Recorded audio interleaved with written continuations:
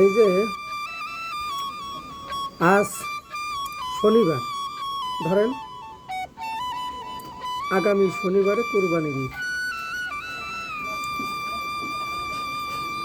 এই পৃথিবীতে অনেক ধনী মানুষ আছে, বিশেষ করে আমাদের এই বাংলাদেশে অনেক ধনী মানুষ আছে, অনেক টাকা আলা আছে, যাদের কোটি কোটি টাকা। এমনও ধনী লোক আছে মিলিয়ন মিলিয়ন টাকা। বাংলাদেশে হাতে গোনা কয়েক লাখ মানুষ আছে, হয়তো গরিব মানুষ, দারিদ্র মানুষ। ওই সমস্ত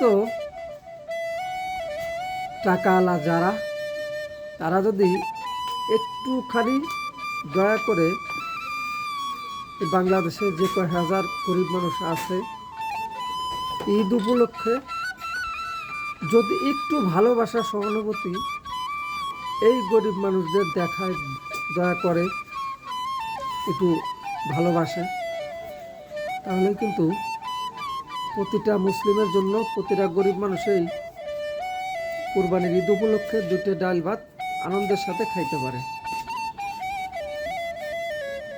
কিন্তু আমাদের এই বাংলাদেশে না, সারা পৃথিবীতে যাদের আছে তাদের আরো লাগে,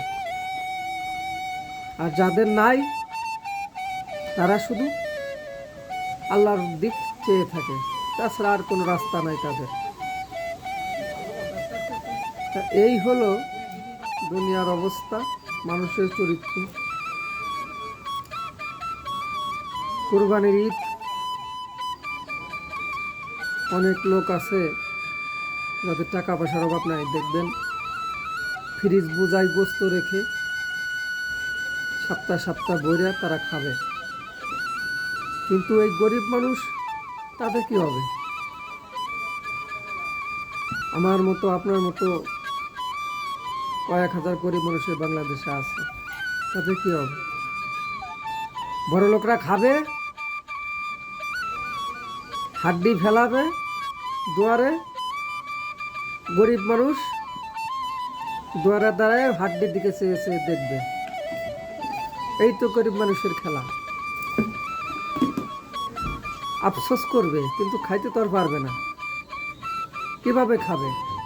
1 কেজি গোস্তর দাম যদি হয় 1000 টাকা কি 1200 টাকা, সেই সামর্থ্য ওই গরিব মানুষের নাই। এমন বহু গরিব মানুষ আছে এই বাংলাদেশে। যাই হোক, সবাই ভালো থাকবেন, দোয়া করে আল্লাহ পাকের কাছে সকল মুসলিম জাতিকে আল্লাহ পাক ভালো রাখুক। সকলে ভালো থাকবেন। আল্লাহ হাফেজ।